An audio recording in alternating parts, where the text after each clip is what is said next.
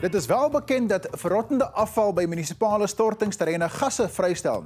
Nou, sommige daarvan is bruikbaar en ander stink eenvoudig net. Metaangas wat onder die 15 miljoen ton afval by die Bisasarweg stortingsterrein in Durban ontwikkel, word nou getap om elektrisiteit op te wek. Durban is die gasheer vir die VN se konvensie oor klimaatsverandering. En projekte soos hierdie is in die kollig met betrekking tot die ontwikkeling van metodes om die omgewingsskade wat veranderinge in klimaatspatrone teweeggebring het, te verminder. Durban, soos soveel ander stede, slaap nooit nie. Helder, kleurvolle liggies flits die karakter van die stad uit in die nag. Elektriese energie stimuleer die lewenswyse en is 'n onmisbare dryfveer agter ekonomiese vooruitgang. Die stad se verbruik van 1900 megawatts elektrisiteit van die Eskom-netwerk word aangevul deur 7 megawatt wat die munisipaliteit self uit alternatiewe hernubare bronne opwek. Dis maar 'n beperkte toevoer, maar ook genoeg om 3500 klein tot medium huise daagliks van krag te voorsien. Afrika se enigste landvullingsterrein gas na elektrisiteit projek is hierdie 110 miljoen rand belegging van die eThekwini munisipaliteit om elektrisiteit uit stadsafval op te wek. Metaangas word uit die munisipale stortingsterrein onttrek en gebruik as brandstof vir binnebrand engines wat elektrisiteitopwekkers aandryf. Durban se Bisasarweg is die besigste munisipale landvullingsstortingsterrein op die Afrika-kontinent en neem daagliks 4000 ton afval in. Dit sluit huishoudelike en tuinafval in. Biodegradeerbare afval, soos kombuisafval, ondergaan biologiese, chemiese en fisiese veranderings wat 'n sterk mengsel van metaan en koolsuurgas afgee, wat skadelik vir die aarde se ozonlaag is. In 2002 het die Wêreldbank steun geïnisieer vir 'n skoon ontwikkelingsmeganisme en het 'n beroep gedoen op alle nasies wat die Kyoto-protokol van 1998 onderteken het om besoedeling van die atmosfeer te verminder deur alternatiewe maniere van kragopwekking te ontwikkel. 10 jaar gelede het konsultante van die Wêreldbank in aanraking getree met professor Christina Troy, hoof van siviele ingenieurswese by die Universiteit van KwaZulu-Natal, in verband met haar navorsing oor die vervaardiging van energie uit rommel. Professor Troy is 'n siviele ingenieur wat spesialiseer in omgewingsingenieurswese en sy doen navorsing oor die bestuur van vaste stofafval in vennootskap met die Durbanse munisipaliteit. Haar werk, waarby die universiteit se studente betrokke is, kyk na die wetenskaplike metodes om koolstofvrystelling te verminder. Die wetenskaplike bevindinge wat professor Troy gepubliseer het vir haar erkenning en hulp van die Wêreldbank ingewin.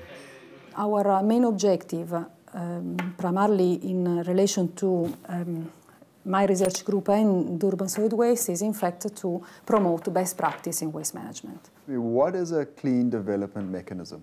Clean development mechanism is essentially a financial mechanism that was initiated as part of the Kyoto Protocol and then ratified over the years, whereby the industrialized countries, Annex I countries, can in fact continue burning fossil fuels and producing CO2 into the atmosphere by buying carbon credits from the less developed countries. If companies buy carbon credits, doesn't this take them off the line in terms of carbon emission? Yes, it is. But the truth is that without this financial mechanism, most of the projects, large projects, like for example the biogas to energy projects here in eThekwini, would have not been possible. 7 groot 20-silinder elektrisiteit-engines by die Bisasarweg elektrisiteitsopwekker gebruik 4000 kubieke meter metaangas per uur. Die gas word uit die stortingsterrein gesuig deur 'n netwerk van horisontale kanale en pype wat onder die afval van die landvullingsterrein aangelê is. Daar kan jy duidelik sien hoe die lae rommel oor die laaste maand op mekaar gekompakteer is. En glo my, as jy hier begin grou, is daar 'n redelike stank wat hier rondhang. Maar dis nie waaroor ek wil praat nie. Die moderne metode om metaangas te ontgin, begin by hierdie meterwye sloot en daai plastiek pyp vol gate wat hulle dan in die sloot sit en dit gee vir die metaangas 'n maklike ontsnappingsroete. As jy mooi luister, kan jy hoor hoe die gas deur hierdie pype vloei tot daaronder waar dit vasgevang word in die genereringsverbinding. En daai gas word dan hier opgevang, waar hierdie 7 opwekkers het gebruik as brandstof om 6,5 megawatt elektrisiteit te vervaardig. Dis genoeg elektrisiteit vir 3.500 middelklashuise se daaglikse elektrisiteit. Die proses om metaangas uit stortingsterreine te onttrek is geensins uniek nie. Dit is so wat 50 jaar gelede in die VSA ontwikkel en is nou 'n normale proses in die Amerikas en Europa.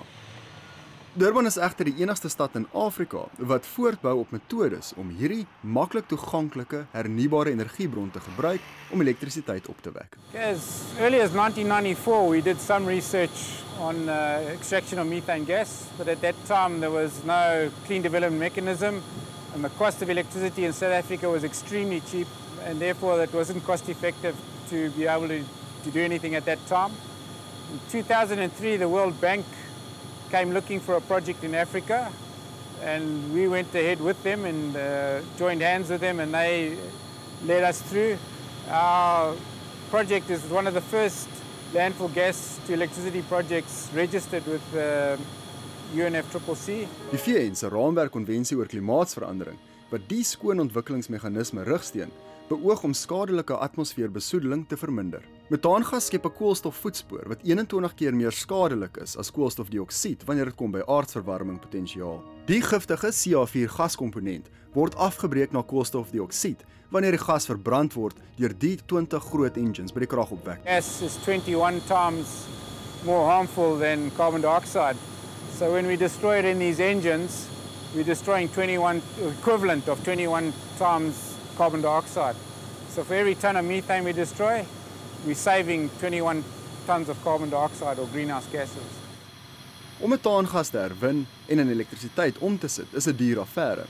Elektrisiteit wat by die stortingsterrein opgewek word, is 'n beraamde 33% duurder as dit wat van Eskom beskikbaar is. Die projek is slegs volhoubaar met die finansiële steun van die VN se raamwerkkonvensie oor klimaatsverandering se koolstofkrediethandelsmeganisme, waarmee lande en organisasies vergoed kan word vir elke kubieke ton koolstof wat hulle minder in die atmosfeer vrystel. This site is generating about 20,000 carbon credits a month, and we sell those at €15 a carbon credit. Suid-Afrika se afhanklikheid van steenkool om elektrisiteit op te wek, maak van die land een van die 20 grootste per capita besoedelaars ter wêreld. Die sukses van die gas tot elektrisiteit projek lewer egter bewys van die eThekwini munisipaliteit se verbintenis daartoe om skoner alternatiewe hulpbronne te gebruik om elektrisiteit op te wek. Die ware voordeel van hierdie munisipale projek is dat dit demonstreer dat daar wel alternatiewe is tot die verbranding van fossiel brandstowwe om elektrisiteit op te wek. Die 6,5 megawatt eindig in so 'n kragsubstasie op. Is maar 'n druppel in die emmer in vergelyking met die eThekwini munisipaliteit se sowat 1900 megawatt aanvraag. Dit dra ook nie by tot die verhoeding van enige kragonderbrekings of beurtkrag nie. So hoekom al hierdie boei?